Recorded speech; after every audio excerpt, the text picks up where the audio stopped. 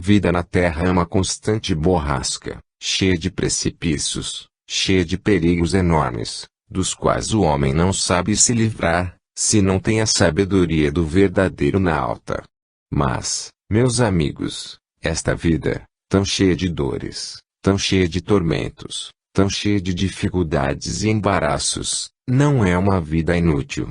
Aqui está a ciência da vossa compreensão, aqui, cada espinho que vos fere, cada dificuldade que atolha o vosso passo, representa um degrau que vós tendes a liberdade de descer ou de subir. Recordai-vos sempre, meus amigos, que, quando supondes caminhar direitos, na linha do dever, do trabalho, da justiça, sem procurar ofender o vosso próximo, enfim, compreendendo, na medida da vossa capacidade, a lei divina do Criador do Universo e, não obstante toda essa boa vontade, todo esse esforço, como que tudo vos anda para trás, como que a roda da vossa vida não anda nem desanda, é porque um alto destino se cumpre e uma lei, não menos poderosa e sábia, rege esses acontecimentos. Assim, longe de desesperar, longe de mal querer a vida presente, vós deveis de ver nela o meio seguro para as eternas conquistas. A vida material, meus amigos, quando bem guiada, é boa, proveitosa, não serve a vida terrena para o homem, falo em tese, para a criatura humana, que enche o seu pensamento de ideias perniciosas, que nunca tem um pensamento de caridade para emitir, e só deixa destilar de si fel, que amargura sua própria existência e ainda vem enodoar a vida dos outros. Esses, não podem achar prazer na vida, tudo lhes parece mal feito, nada lhes agrada, há sempre um lado imperfeito em todas as criaturas. Meus amigos, quando, porém, se satura o pensamento de ideias nobres, quando se tem a mente elevada à altura de um ideal sublime, quando se preocupa a existência com a ideia de fazer bem, assim, se tem a alma cheia de contentamento, não obstante os óbices da vida, as dificuldades. Os homens foram feitos, amados irmãos, para viverem em conjunto, em solidariedade, em amizade estreita de irmão para com irmão. Certamente, que a diferença de nacionalidade, as dificuldades da língua, e, por conseguinte, a transmissão de pensamento, cria uma certa dificuldade, e vós, entes humanos, tendes sempre o prazer de falar com aqueles que são os vossos patrícios, vossos conterrâneos, os vossos amigos, pela facilidade de serdes compreendidos por eles. Mas, também é certo que, entre indivíduos que falam a mesma língua, que têm a mesma crença, que aspiram ao mesmo ideal, há sempre discordância. Por quê? Porque o espírito de tolerância que deve presidir os atos cristãos, não entra nas normas de proceder dessa classe de indivíduos. A intolerância, meus amigos, é a causa de muitos males, como a ignorância, igualmente, prejudica a evolução do espírito. Estudando espiritismo, eu vos disse que venho falar sobre as belezas do mundo além. Venho, meus amigos, para vos dizer, lá, na pátria da luz, na pátria eterna da verdade, da justiça, do bem, a completa concordância de pensamento entre os seres afins, pelo sentimento, lá vive-se feliz e contente, lá se cogita de beneficiar os outros, lá se pensa em fazer bem.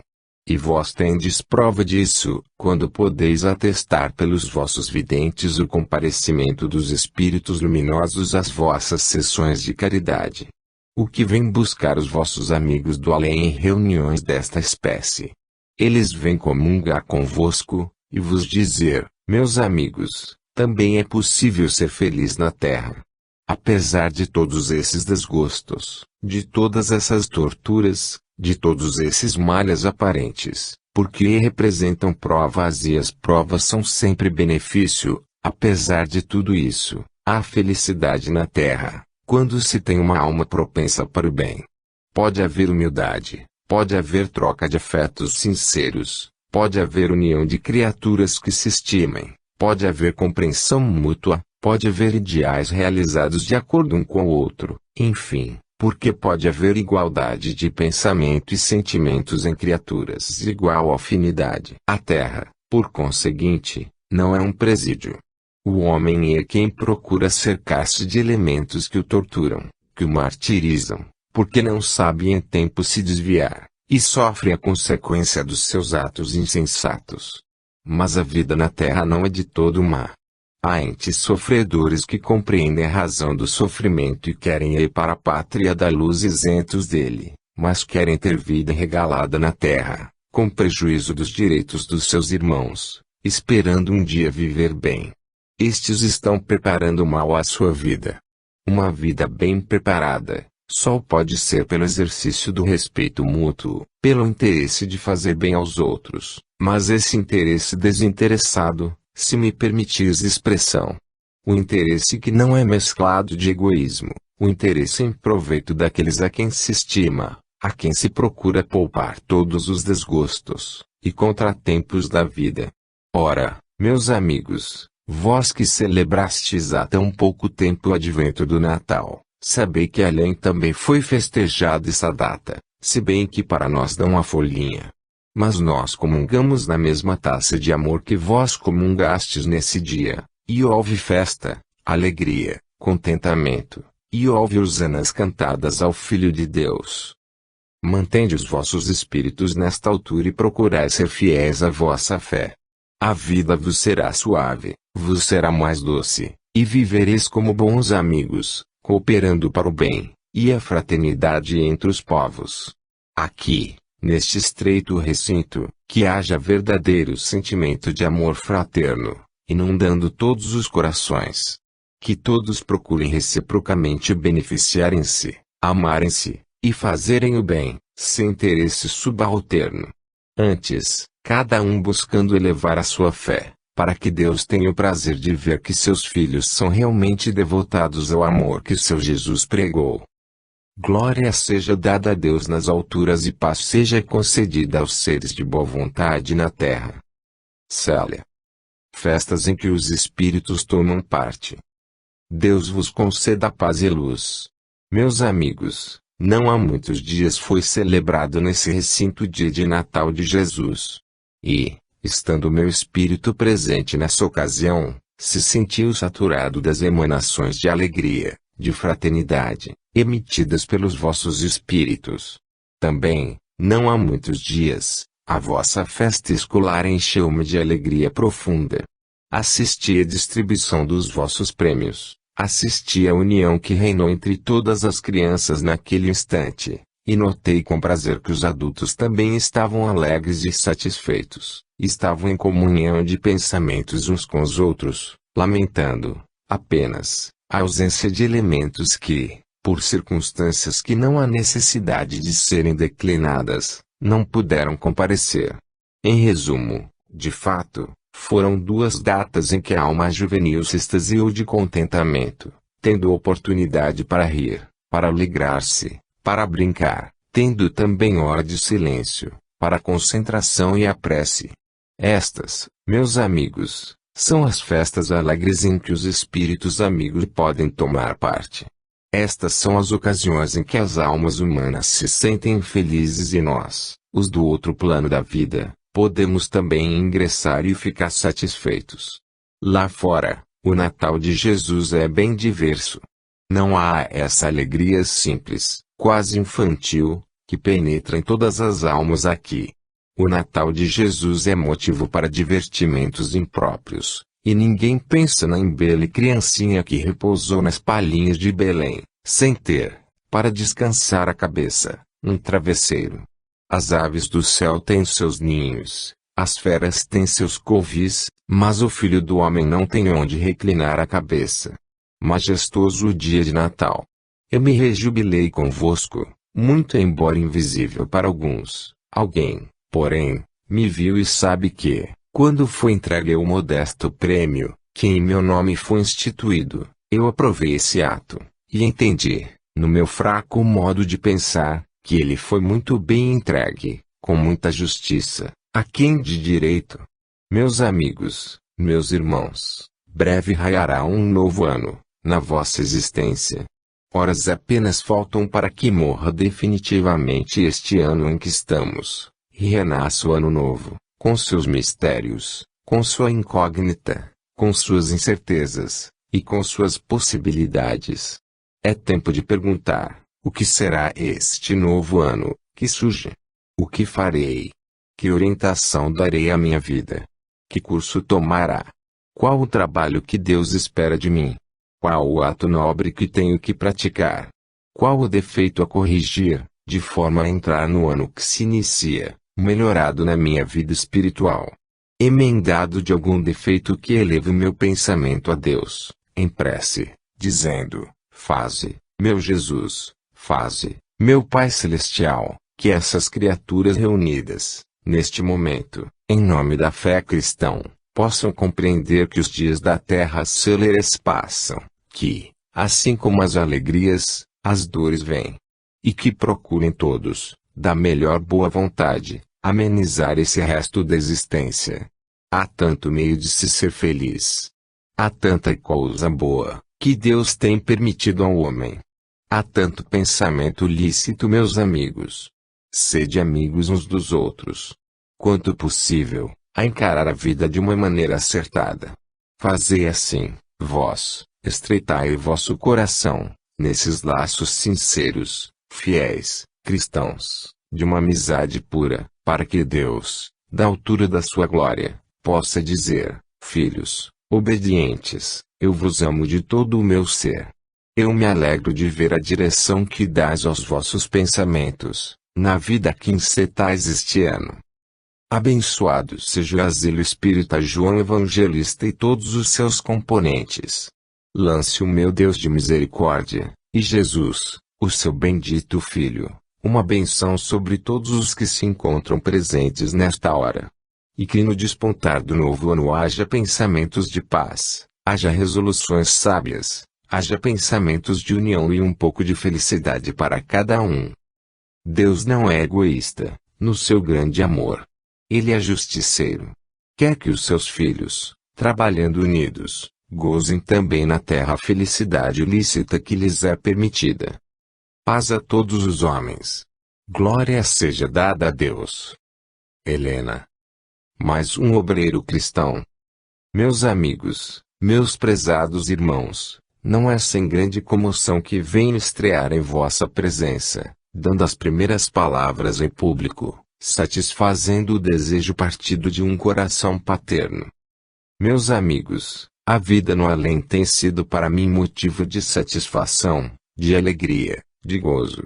Não penseis que ao despertar na existência real, da vida terrena, não me foram concedidas tantas ocasiões de progresso, tantos motivos para estudo, tantas razões para aprender. Acompanhado do meu preceptor, instrutor do espaço, tenho percorrido as belezas do infinito, procurando ler no livro imortal da vida.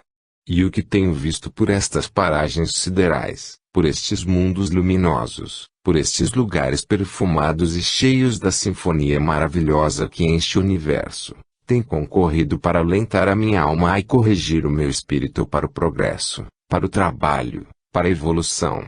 Tenho imenso prazer em visitar-vos hoje pela primeira vez, após algum tempo do desencarne do corpo. Aqui me encontro, buscando derramar sobre esta assistência a influência benéfica do meu espírito, ainda que limitada é a minha pequena evolução.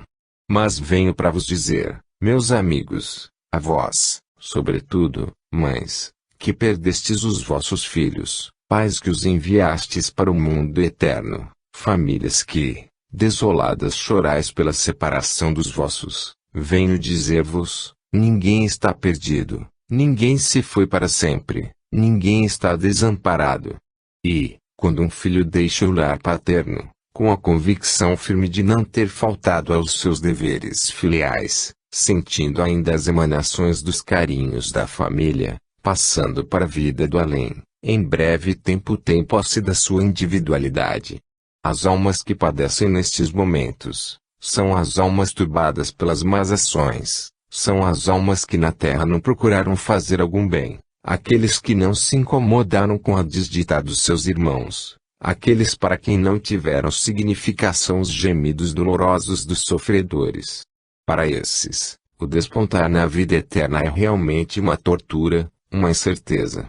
Não me posso queixar desse mal, dessa experiência.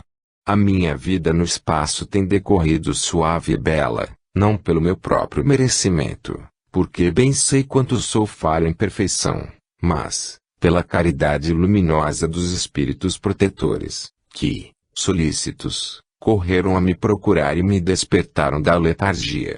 Agora, eis que me põe-me na frente os instrumentos de trabalho, e eu sinto a necessidade de entrar em ação. Onde vou trabalhar? O que vou fazer? O que se determina ao meu espírito realizar? Qual o ramo de trabalho a que tenho de me dedicar? À infância desprotegida, ao asilo em que falo neste momento. Não serei um protetor dos mais elevados, porque muito me falta para isso, meus amigos, mas o meu trabalho será eficiente, animado como será de certo pela boa vontade de que me acho possuído. Meus amigos, permiti-me uma palavra, uma frase, um pouco de saudade, para quem tanto desejo tem de me ouvir. Essa palavra é a seguinte: tranquiliza-te, quanto a qualquer possibilidade de perseguição do além. Tu não tens um aura infeliz, ensombrado, para atrair espíritos inferiores. Tens a boa vontade e procuras realizar alguma coisa de bom. Se mais não fazes, bem sei eu que não podes. Ah! Se pudesses! Não te perturbem esses movimentos anormais, que te cercam. Eles têm origem, conforme já te foi explicado, no dom da tua mediunidade. Ela é quem provoca esses ruídos. Ela é quem faz com que se aproximem de ti forças ocultas, porque a tua mediunidade tem esse caráter. Podes transportar objetos, poderás, mais tarde, realizar materializações. Não te espante, pois, com essas coisas anormais que a outros assustam. As responsabilidades, as dívidas pagas, todo pecado, o karma, conforme dizem os teósofos, deve ser redimido pela expiação. Não te assustes, porém, raiarão melhores dias, a luz ficará em redor de ti, e tudo irá pelo melhor. Leva para os que me são caros a certeza da minha felicidade espiritual, porquanto nada tenho a aspirar que Deus não tenha realizado. Tão grande, tão infinita é a misericórdia do Criador. Espero ainda galgar um degrau que se me apresenta de evolução, para fazer um progresso mais rápido. Então, se for da vontade de Deus que eu me torne um trabalhador mais enérgico, de mais proveito para a causa cristã, dobrarei os meus joelhos diante do trono do Altíssimo, agradecendo a grande bênção. Por enquanto, meus amigos, raiou o dia do trabalho. Principiei. Deus seja louvado. Rubens. Quem quiser ser grande faça-se pequeno. Paz. Meus amigos, é o voto que faz todo espírito bem-intencionado, no momento em que a terra bem pouca paz possui, no momento em que o mundo se agita em convulsão interna, produzindo grande soma de males, espalhando dor, luto, orfandade, surdo aos gemidos dos sofredores, indiferente à lágrima, ao sangue que se derrama. Paz, meus amigos, é o eco que vem até vós. Possam tê-los vossos espíritos, possuindo também pensamentos puros, sentimentos pacíficos, que aproximem os homens uns dos outros, e os façam felizes. Meus amigos, meus irmãos, perante Deus os espíritos se distinguem pelos seus caracteres morais, pelas suas qualidades, pelas suas expansões, pela sua capacidade em fazer bem. Tivesseis vós a mesma maneira inspirada de agir, e vos conheceríeis melhor uns aos outros. A humanidade, porém, desconhece-se a si mesma. A ostentação, o luxo, a vaidade, esse brilho falso, empolga as criaturas humanas, fazendo-as depreciar o que realmente tem valor, e fazendo-as elevar aquilo que para nós não tem valia. O humilde, o pobre, o de cor, para essa qualidade de gente, não tem a mínima expressão de valia. São inutilidades, representam letra morta na sua vida, Eles só conhecem a utilidade nos seres que nós classificamos de inferiores, pela sua incapacidade de servir. Educam as crianças assim. Sempre servidas, sempre mimadas, sempre diminuindo aqueles que são servos, olhando para os empregados subalternos como se olhassem para escravos desprezíveis. Esta educação, mercê de Deus, não é ministrada nesta casa. A lei de Deus ensina que aquele que quiser ser maior, comece por ser pequeno. Vós, os que sofreis, vós, os menos felizes da sorte, nunca interpreteis mal esse sofrimento e não invejeis a posição elevada daqueles que se dizem vossos patrões, porque, muitas vezes, meus amigos, em uma palhoça pobre, numa casinha humilde, onde só um fogão existe, pequenino, onde se prepara o caldo, aí, existe uma perfeita serenidade de ambiente, que estreita as almas entre si e as faz ser unidas. E nesses luxuosos palacetes, onde a falsidade penetra com muita facilidade, os mais íntimos se traem uns aos outros. O semblante feliz resplandecente de alegria, oculta dentro de si veneno para transmitir àqueles que incautamente dele se aproximam. Tudo na terra é assim. É por isso que se ensina desde cedo que cada um procure a verdade, a justiça, a humildade, dentro do seu ser. A exterioridade não vale coisa alguma, meus amigos. A parte exterior do indivíduo não revela o seu interior. O que revela o interior é a ação, o gesto, o proceder. Isso é que distingue as criaturas.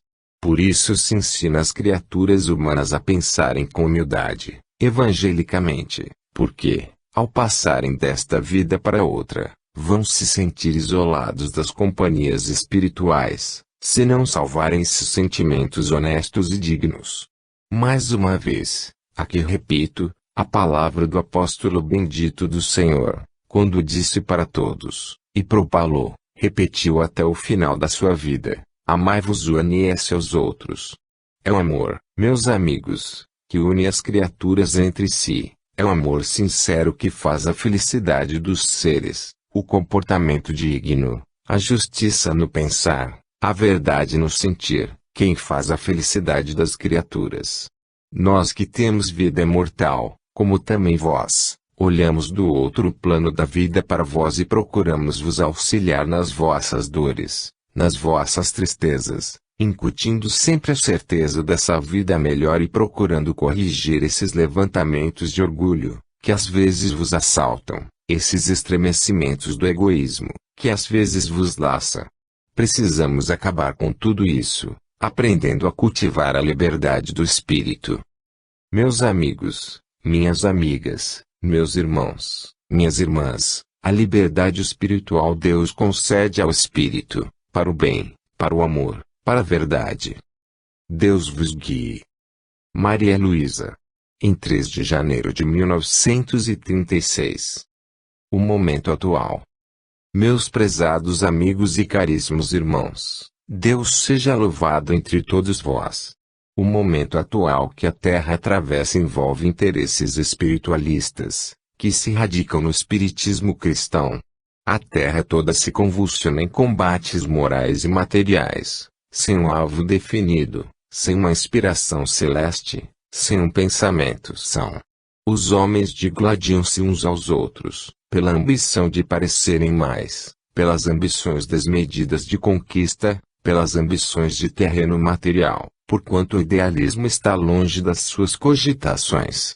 E o mundo se engolfa nessas lutas, e se transforma em oceano de sangue, fazendo que todos aqueles que necessitam de resgate do passado, por expiação, tenham a oportunidade de resgatá-lo por meio de dores, por meio de provas, por meio de morte violenta. Meus amigos, o momento atual da Terra é de aflição, de angústia, e os descrentes o qualificam de incertezas. Os espíritas, porém, não podem vacilar na sua ideia, porque o espiritismo tem evolução permanente e não pode falhar nas suas promessas. Elas são seguras e baseadas no alicerce inamovível que é o Cristo do Senhor. Espiritismo oferece a todas as criaturas humanas o meio seguro de se salvarem nessa borrasca, que se anuncia cada vez mais intensa.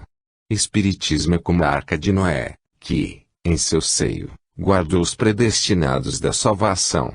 Assim, meus amigos, Espiritismo, apenas um número reduzido comportava a Arca de Noé, enquanto o Espiritismo comporta ilimitado número de crentes. Vede, pois, meus caros amigos, quanto é útil o profundo estudo da doutrina que oferece a tábua de salvação aos que se julgam perdidos. Espiritismo, portanto, merece estudo por parte dos seres de boa vontade.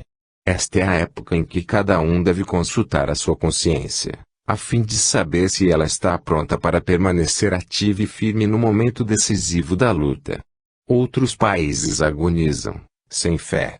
Até mesmo o país que se assemelha à catedral imensa do mundo, a qual representa a sede da religião que se diz universal, até esse país vacila em suas bases, até esse vê que o porvir não se anuncia rosa, bem ao contrário disso, ele se anuncia cheio de nuvens tenebrosas e escuras, precursoras de grandes desgraças. Até aí, onde a fé devia estar consolidada, onde deveria ter seu altar permanente no coração de cada homem, até aí, vacila a esperança do homem, vacila a crença dos pseudo-religiosos. Na vossa terra, a pátria da Santa Cruz, deve florescer uma esperança mais segura, porque a religião salvadora já não é hostilizada como antigamente. Hoje, alto e bom som, as criaturas humanas podem dizer aos quatro ventos que são espíritas. Alguns, porém, vacilam, porque a sua própria natureza tem dúbia fé. Mas não é que o espiritismo ofereça perigo ao homem, bem ao contrário, oferece garantias sólidas, únicas que podem dar a verdadeira salvação àqueles que sabem crer. Entretanto, não vos impressioneis. Tudo quanto a palavra de Deus registrou no Santo Livro permanecerá de pé e nenhum só tio, no dizer do apóstolo, poderá ser retirado. Meus amigos, vós fazeis parte de uma agremiação que pertence, por sua natureza, à essência do Espiritismo. Compreendeis que a luz que brilhou é aquela que o homem busca empanar ainda hoje. Compreendeis que, fora do caminho traçado pelo Divino Mestre, não pode haver uma evolução segura. O homem buscará ao passo do mesmo terreno, porque, de queda em queda, não pode ser sustentado pela fé. A natureza humana vacila. Com Jesus, porém, não há vacilações. Escutai o que vos digo, neste instante, para vos abrir os olhos enquanto é tempo, a fim de que norteeis o vosso futuro pelos ditames que o Espiritismo vos aponta. Esta agremiação, em que cada um tem deveres a cumprir, espera que cada ser se desempenhe da sua tarefa. Houve um marinheiro ilustre que, no momento do perigo, desfraldou o seu estandarte. Espero que cada um cumpra o seu dever. Pois bem, esse estandarte, hoje, quem o desfralda é o Espiritismo, apontando à criatura o seu verdadeiro lugar.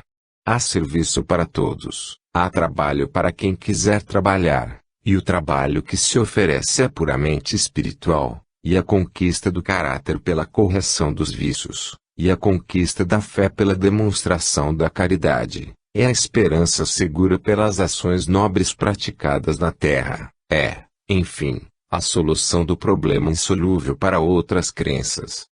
Qual o problema da vida eterna? A imortalidade do espírito. Meus amigos, Espiritismo permanece diante de vós com toda a garantia, com toda a beleza, com toda a majestade. É preciso, porém, que vós compreendais que a sua grandeza é de fato grande, que a sua majestade é a majestade real, enfim que as suas promessas são realmente promessas de Deus. Assegurai-vos aí, para que, terminada a luta, quando o vosso espírito tiver de se apresentar no além, não se ofereça a oportunidade de vos envergonhardes perante aqueles que tantas vezes chamaram a ordem nesse recinto, e tenhais de curvar a cabeça porque não cumpristes os vossos deveres. Agi espiritualmente, enquanto é tempo, pela prática da verdade, pelo ensino cristão na forma do exemplo, enfim, pelo devotamento à causa do bem, que só vos trará proveito. Deus seja louvado entre todos os homens. Isaura. Em 10 de janeiro de 1936. Procuremos sanear ambientes perturbados. Meus amigos, meus prezados irmãos, desça sobre vós a paz que vem de Deus. Quando visitamos os mundos superiores e nos banhamos nas ondas de luz e perfume que enchem todo o espaço infinito, nossas almas se rejubilam nesse prazer sublime, apanágio das almas crentes. Como delicia o espírito ouvir os cânticos, os hinos, a orquestra do além, sentir o aroma das flores que os terrenos não conhecem, mas que são familiares aos espíritos desenvolvidos. Quando percorremos toda essa harmonia celeste, sentimos o coração espiritual inundado por toda essa ambrosia, que é impossível descrever. Compreendamos que a felicidade existe fora do mundo em que habitam as criaturas humanas. No momento em que, pela misericórdia de Deus, visitamos as regiões inferiores, onde, no dizer da Escritura Sagrada, há pranto, ranger de dentes, quando penetramos nesses antros profundos, cheios de treva, nos abismos em que a consciência mergulha, cheia de perturbação e dor, temos a impressão de um constrangimento terrível em nosso ser, e lamentamos a sorte infeliz dos que, por suas próprias mãos, pelo exercício, pela vontade, empregada sempre ao serviço do mal, procuraram a vida de torturas que é o sofrimento dos espíritos inferiores. Meus amigos, sei que vós orais e orais sempre pelos espíritos atrasados, pelos obsessores, pelos espíritos inferiores. Mas, venho pedir-vos que tenhais um cunho mais verdadeiro em vossas preces. Precisamos sanear os ambientes perturbados, toldados pelas paixões negras do egoísmo, da avareza, da inveja, da luxúria, da concupiscência, da maldade, enfim, devemos sanear esses ambientes. É preciso que haja um concerto harmônico de pensamento para o bem, de forma a alvejar os sítios onde residem almas em provações terríveis, causadas pela sua própria vontade. Como quereis que vivam espíritos que, na terra, não se pejaram de cometer os maiores crimes, desde o infanticídio até o matricídio, e outros ainda, como de estrangulamento, que não vale a pena recordar? Como pensais que vive a alma que se saturou de todos esses crimes e que, por sua própria vontade, continuaria a praticá-los, se fosse possível? Seria necessário que tais almas se convertessem ao cristianismo, para alcançarem a salvação. Até aí, porém, se vê a grande misericórdia do Criador, que concede a esses espíritos múltiplas vindas à Terra, para que, de etapa em etapa, vão burilando os caracteres, duros como pedra, e os transformando em caracteres doces e mansos, até atingirem a pureza para que foram criados. Meus amigos, deveis orar muito pelos espíritos desviados do bem. Momento há em que, para enfrentar um desses seres, cujo ambiente, cuja presença aterroriza, o médium tem necessidade de evocar os seus protetores naturais, que, como cães fiéis, correm em defesa de quem necessita do seu apoio. Esse espírito, que, tendo se manifestado perante seus companheiros de outrora, se tornou um elemento de regeneração entre eles, porque os domina pela força que eles não conhecem. Esse espírito tem feito grandes trabalhos na seara do Senhor, porque, súbita como a do relâmpago, a ação dele é quase instantânea. De forma que, em lugar dos protetores, dos espíritos celestes, portadores de uma aura feliz, cheio de bonança e paz, apresenta-se o espírito vitorioso sobre o mal, enérgico em sua maneira de agir, que domina com força bruta, quase imaterial. Há, na terra, criaturas desse temperamento. Quantos homens se desviam da linha do cumprimento do dever e são tratados caridosamente pelos guias. As advertências piedosas baixam constantemente: filho, afasta-te do mal, vai para o caminho do bem, lembra-te da fé no Salvador, lembra-te da felicidade que Deus te promete. Filho, abandone os maus caminhos, sê indulgente, perdoa como queres ser perdoado. Sê amigo de Deus, sê devotado ao bem, sê sincero. Frequentemente essas vozes suaves, serenas e doces dos mensageiros do Senhor se fazem ouvir. Mas os homens cerram os ouvidos, para que as palavras não penetrem no seu interior. Entretanto, a voz potente dos espíritos que agem com violência, eles tremem, porque o homem nessas condições se torna covarde. A verdadeira bravura é a do homem que trilha o caminho do bem, com a verdade a seu lado. A verdadeira coragem é a daquele que sabe compreender os defeitos dos outros, para os corrigir, lembrando-se de que tem igualmente os seus. É a do homem que se sabe colocar na altura para que Deus o criou. Mas, quando o indivíduo se rebaixa à condição do bruto, só um espírito violento poderá agir. Quantas vezes é necessária essa força para os próprios espíritos sofredores? Piedade, Senhor, para as almas desviadas do bem. Piedade para aqueles que fogem da luz suave do amor de Jesus e procuram a treva. Aponta a essas criaturas, que afinam com os maus sentimentos, o farol que ilumina a treva espiritual e as conduz ao lugar sereno da paz, da suavidade, da salvação. Meus amigos, Deus abençoe a coletividade do Asilo Espírita João Evangelista. Deus vos proteja e guie sempre, para que as vossas almas se possam transformar em puro arminho, deixando na terra, na presente encarnação, toda a impureza. Deus vos guarde. Irene. Em 10 de janeiro de 1936. Estudemos o momento espírita. Meus amigos, meus irmãos, Deus vos conceda a sua paz. Estudemos o momento espírita, estudemos as condições da alma no mundo terreno, onde as tentações redobram, onde as perturbações de ordem espiritual não cessam, onde o vai-vem da vida preocupa enormemente a coletividade humana. Estudemos o momento espírita, que traz-lhe a compreensão do homem. Qual o proveito que tira a criatura humana da experiência de todos os dias, do estudo que faz de si mesma, comparando-a com as personalidades alheias? Que proveito tira o homem do estudo das coisas, em que a matéria procura empolgar o espírito, e este luta para se desprender dos laços materiais, consagrando-se mais particularmente à sua própria evolução? Meus amigos, eu não entendo como alguns pensam que o esforço espiritual é improfícuo. Não acredito que seja em vão, que o homem busca se aproximar do seu Deus, compreendendo a significação da sua fé. Penso, bem ao contrário disto, que, quanto maiores as dificuldades terrenas, mais é possível sobressair o caráter espiritual dos que sabem crer. Observando, do plano invisível, os fatos que se desenrolam na superfície do vosso globo, noto que há criaturas retemperadas pela fé, a quem as provações, os desgostos, as contrariedades, as decepções cotidianas, fazem tão somente crescer a sua esperança em Deus, não diminuindo, em absoluto, uma parcela, mínima que seja, da fé que a lâmpada acesa no seu interior.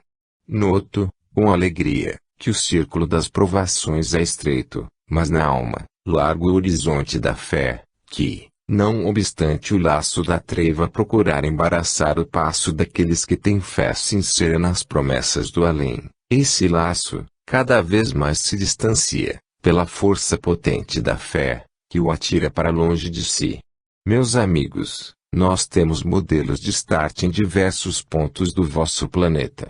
Algumas criaturas, presas ao leito de dor, por sofrimentos que não podem debelar, porque constituem provas, sorridentes, tranquilas, aguardam o último dia de vida terrena, certas do amanhecer celeste. Outras, sofrendo perseguições em sua crença, permanecem-lhe fiéis, pela certeza que têm de que ela não mente. Assim, em diferentes graus de provações, há criaturas de tal sorte firmes na sua crença, que o vai-vem das paixões, o tumultuar dos vícios, as perturbações, os erros, as correntes antagônicas no planeta em que habitam, de forma alguma as afastam do caminho, já começado a trilhar. Infelizmente, há também exemplos contrários. Isto, porém, de forma alguma me mudará a ideia de que espiritismo progride, estabelecer-se-á entre os homens, e a fé terá seu alicerce sempre sólido no coração, na alma dos verdadeiros crentes.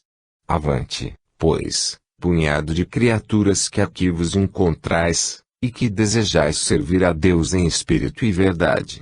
Vós, que sempre colocais a vossa crença acima de qualquer interesse humano, que procurais permanecer na família espírita, desejosos de não macular os vossos espíritos com sentimentos contrários aos que Jesus quer que tenhamos, benditos sede pelo vosso Deus, porque soubestes vos manter na linha de verdadeiros cristãos.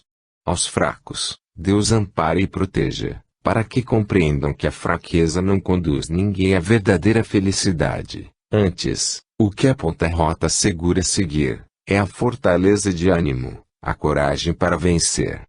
Avante, pois, punhado de crentes espíritas. Não vacileis em vossa crença, e esperai de Deus as bênçãos que Ele achar que mereceis. Deus vos proteja e vos guarde em todos os dias da vossa vida. Tiago. Em 14 de janeiro de 1936. Uma experiência dolorosa. Meus amigos, meus irmãos, Deus seja convosco.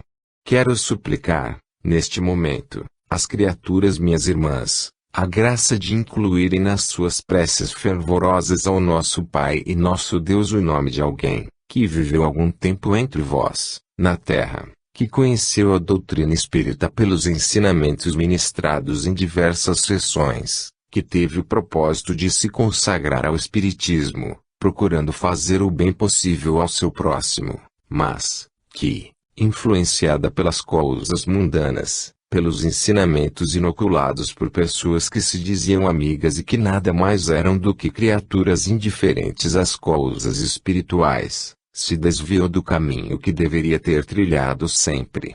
Venho falar-vos, na minha pobre linguagem, para que a experiência vos fique como lição. Estudei espiritismo nos ensinamentos que acabei de mencionar, frequentei diversas sessões, aprendendo, em todas elas, a verdade das coisas eternas e o princípio imanente da justiça que o nosso Criador e Pai enviou ao mundo, na pessoa bendita do Divino Mestre. Tive o propósito firme de abraçar sinceramente a doutrina, para que ela fosse o guia dos meus passos na terra. Cedo, porém, os meus desígnios ruíram, as minhas ideias mudaram, pela influência lá de fora. Vós, meus amigos, que vos sentis fortes na vida, sabeis bem o poder que exerce uma influência nefasta no ânimo do principiante nas letras espíritas, em contato com pessoas de crença diversa. Ouvi falar mal de nossa doutrina, indignando-me com isso.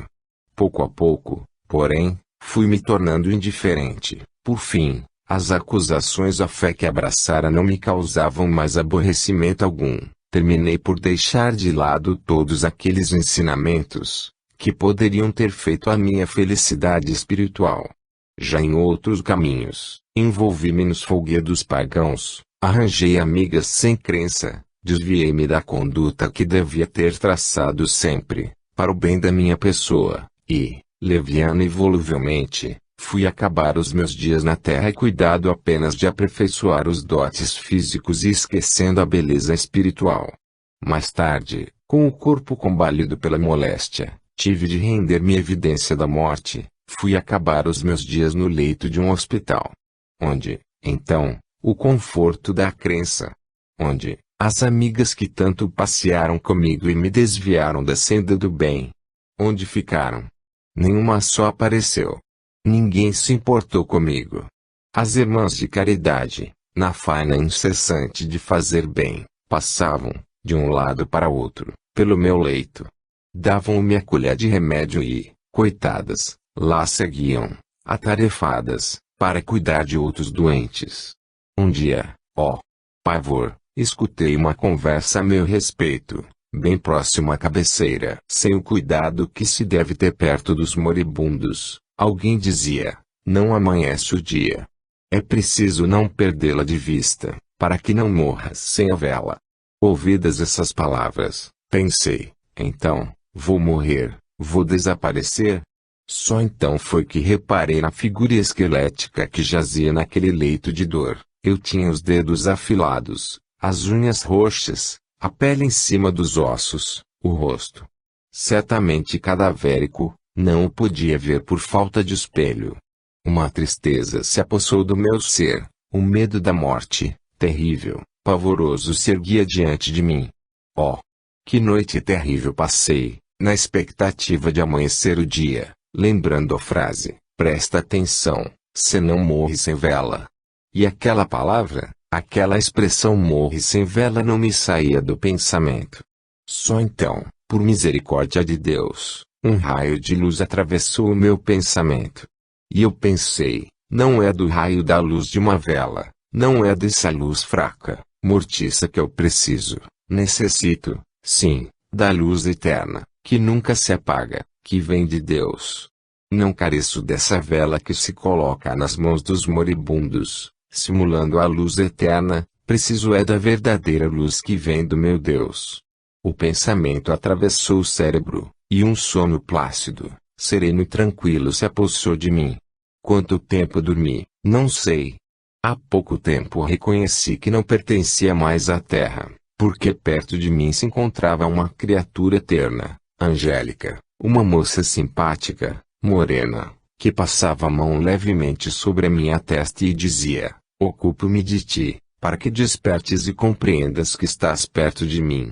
Também sofri desse mal.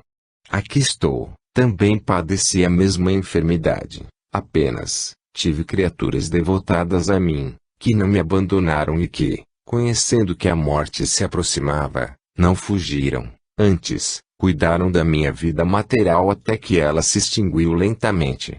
Tu não tiveste ninguém assim, foste para um hospital, onde efetivamente te trataram com caridade, mas sem o carinho de uma irmã, de uma criatura amiga, que enxugasse o suor da tua fronte. Fui mais feliz neste ponto.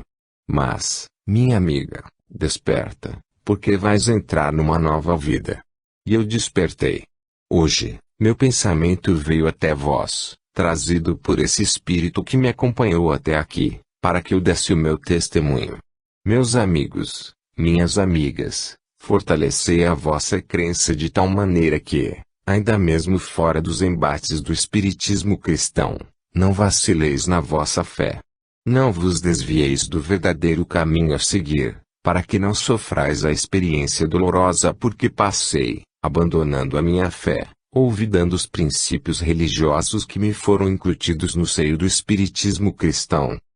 A ti, espírito amigo, que cuidaste de mim sem o menor interesse, mas em quem presinto uma ligação profunda, a ti, concedo Senhor progresso e luz, evolução, para que, no teu rastro, possa eu também seguir, guiada pela tua inspiração.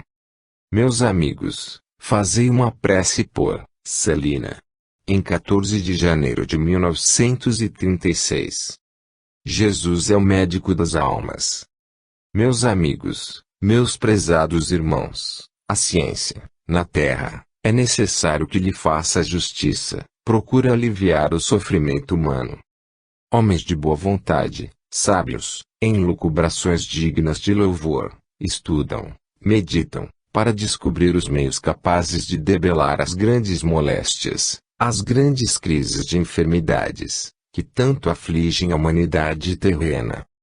É forçoso confessar que a ciência muito tem conquistado nesse particular. Sábios, homens dedicados estudam pacientemente o meio de descobrir os grandes remédios para os grandes males. Quisesse, também, a ciência humana, na sua capacidade de pensar, procurar um recurso para os grandes males da alma. A alma, no dizer do Divino Mestre, igualmente tem doenças. E Jesus é o médico das almas. Só Ele conhece a ciência de curar o mal, só Ele dispõe do meio de extirpar aquilo que é pernicioso ao sentimento humano. Da mesma sorte, porém, que, na Terra, as moléstias materiais necessitam de cura, e, por isso, os pacientes vão aos consultórios médicos, às casas de saúde, aos hospitais em busca de alívio, sujeitando-se a exames demorados, para a restauração das forças perdidas. Assim também a cura dos males espirituais só é alcançada quando o indivíduo procura o meio de restabelecer o seu estado moral abatido. Enfermeiros solícitos, nos hospitais, ministram os remédios aos doentes. Enfermeiros das almas são os mensageiros benditos que oferecem os remédios para a cura dos males espirituais. A questão principal, porém, é que, temendo as grandes dores que afligem o corpo material, os homens se submetem a curas por vezes mais dolorosas que as próprias moléstias, a curativos que, frequentemente, são improfícuos. Todavia, não deixam esses processos de fazer algum bem, porquanto denotam a boa vontade de que estão possuídos os que a eles recorrem para debelar males físicos que os afligem. No terreno espiritual, o remédio é gratuito. Os guias, solícitos, estão prontos a oferecer o que sabem é bom para o estado moral da criatura. O remédio não custa dinheiro. Dispondo de meios, o rico pode, pela medicina material, sarar-se desta ou daquela moléstia, que exige grandes esforços pecuniários. No terreno espiritual, tanto o rico como o pobre pode curar-se de qualquer moléstia, porque o remédio é gratuito. A humanidade padece, chora, geme. Que fazer, meus amigos, diante dos casos mórbidos, espirituais, em que o paciente recusa o remédio que se lhe oferece? Outros não podem tomar esse remédio, têm de ser os pacientes, e, como acontece em relação ao mal material, têm de se submeter a grandes tratamentos.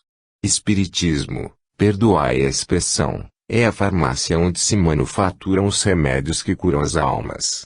Batei às portas dele e elas se abrirão, fornecendo-vos remédios que curarão os vossos males. Entretanto, as recaídas espirituais, como as materiais, são frequentes. Obedecendo o corpo à dosagem ministrada pelo médico, vai a moléstia se atenuando dia a dia. Mais tarde, porém, supondo-se forte, o indivíduo comete os mesmos desatinos e o corpo volta a enfraquecer-se novamente. Quanto aos males espirituais, dá-se a mesma coisa. O indivíduo recebe o passe, recebe o fluido salutar que vem do alto, recebe o remédio espiritual, mas novamente comete as mesmas faltas e fica doente da alma outra vez. Para corrigir esse estado de coisas, essa dubiedade de fé, essas vacilações do homem, há apenas um remédio, o alto poder de Jesus. Volte-se a criatura para Deus e peça-lhe com coragem, com vontade a força de resistência para si mesma. Meus amigos, tendes de vos defender de inimigos fortíssimos, que residem dentro de vós mesmos. Um deles mora dentro do vosso peito, o egoísmo. Outro se levanta, a todo momento, para vos fazer mal, o orgulho. Um terceiro muito vos fere, a inveja. Outro, ainda, podendo, vos laça sorrateiramente, o ciúme. E, por fim, o inimigo que não vos deixa ver as qualidades dos outros, mas aponta os seus defeitos, a vaidade. Diante de tais forças, qualquer um capitula, se não houver a fé suficiente no manso Cordeiro de Deus, que disse, para o mar revolto, acalma-te, e, para o vento em turbilhão, aquieta-te. Só ele poderá domar essas feras, que habitam dentro do coração dos homens, que fazem, tão somente, mal aos seus semelhantes. Tais criaturas, prejudicam-se a si próprias, porque têm a fraqueza de aninhar, dentro do seio, sentimentos dessa ordem, como se fossem a áspide, inimigo terrível do homem. Meus amigos, calma na vida, paciência na adversidade, resignação no sofrimento, clareza de vistas para o ponto colimado, que é a fé em Jesus. Quando a tentação vier, fazei um esforço e procurai descortinar, na penumbra do vosso entendimento, uma grande montanha escarpada, íngreme. No alto dessa montanha, 3 cruzes, 2, em que se encontram pregados 2 pecadores, e uma, aquela, em que foi crucificado Jesus, o Verbo divino. Quando essas visões aparecerem diante de vós, compreendereis todas as coisas e tereis paciência nos sofrimentos. Porque Jesus disse, não venho para perder o mundo, e sim para salvá-lo. Meus amigos, nós, do outro plano da vida, e vós, que ainda palmilhais esse chão de dores, de sofrimentos e prova, somos criaturas dependentes de Deus, somos servos do Senhor Jesus. Nós já alcançamos alguma evolução e vós procurais conquistá-la. Vamos amar Jesus de todo o coração, com todo o sentimento. Só poderemos, com isso, colher benefício para as nossas almas e para os corpos materiais. Coragem, caminheiros. Coragem, peregrinos da terra. A noite é próxima, mas, após a noite, raiará o eterno dia. Deus vos conceda a sua santa bênção.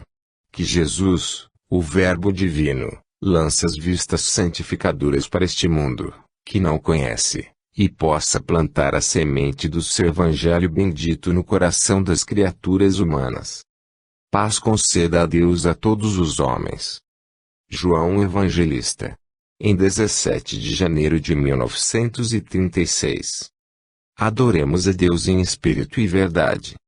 Amigos, irmãos, glória seja dada a Deus nas alturas, paz, na terra, aos seres de boa vontade. O culto que se deve prestar ao Senhor, Criador de todo o universo, é a adoração em espírito e verdade. Materializar o próprio Deus é insensato. Argumentam os que defendem essas teorias que é necessário trazer à vista do povo alguma coisa de material, em que ele possa crer, porque o homem ignorante, sem ver, sem tocar, sem apalpar não poderá crer conscientemente. O argumento, porém, é falho. Não é preciso materializar sentimentos profundos, para que cheguem à compreensão da criatura. A mulher mais inculta, a mais atrasada sabe amar o seu filho quase por um instinto natural. O homem adora o seu Deus, a majestade da criação. Olhando para o céu, cuja profundidade não pode medir, ele diz: que poder oculto, sobrenatural sustenta, no céu, sem apoio, essa multidão de pontos luminosos, que se denominam estrelas e escapam à minha compreensão. Olhando o mar revolto, pensa: quem fez este grande mar, este oceano caprichoso, que, ao sopro dos ventos, muda, subitamente de feição? O ignorante não procura solução para essas perguntas, a não ser Jesus. Deus, para ele, resume tudo. Não é, portanto, necessário que se faça uma estátua perfeita nem se confirme a capacidade do artista, para que se diga ao homem: eis aqui o teu Deus. Ele era assim. Não há necessidade de criar essa estátua com uma coroa de espinhos para se dizer: foi assim que ele morreu. O homem crê, sempre tem, dentro de si, alguma coisa de sagrado, que, até o maior criminoso desperta nos grandes momentos. Para que, pois, esta cegueira? Com que fim se ilude a humanidade? Com que fim se constroem templos, pela mão do homem, para se dizer que Deus habita neles, enquanto, fora do universo, ninguém cogita que Deus ali esteja? Para que ensinar a criatura a aceitar coisas desagradáveis ao seu Deus, se ela o pode sentir no fundo da alma no momento das grandes dores? Quem pode negar o conforto que sente a criatura, nos momentos de angústia, quando evoca o espírito sacratíssimo da Virgem Mãe, cruciada de dores pela morte infligida a seu bendito filho? Qual a mãe que, em angústia semelhante, não diz: vale-me, mãe das mães? Tu, que padeceste mais que qualquer outra. Será preciso simbolizar a Virgem Maria numa figura mal feita de mulher? Será necessário dar-lhe 1000 denominações, nomes sem significação alguma, quando o seu nome é Maria? Acaso se faz mister invocá-la com rosários, sob a denominação de Conceição, sob a designação de Lourdes, tão somente porque dessas coisas resultam benefícios materiais? Por que não apontá-la como a Puríssima Virgem, Mãe do Divino Mestre, a única em que Deus reconheceu capacidade suficiente para ter nas entranhas o Filho de Deus encarnado? Quão mais belo é dizer a verdade ao povo. Para que mascará-la com enfeites ridículos, que apenas tornam repugnantes a fé. Eis porque os templos se encontram vazios, eis porque homens de talento, de capacidade mental, a não ser, é claro, os covardes ou os que possuem algum título, alguma condecoração a que tenham de atender, são incapazes de se dobrar perante os ídolos apresentados pela Igreja. Meus amigos,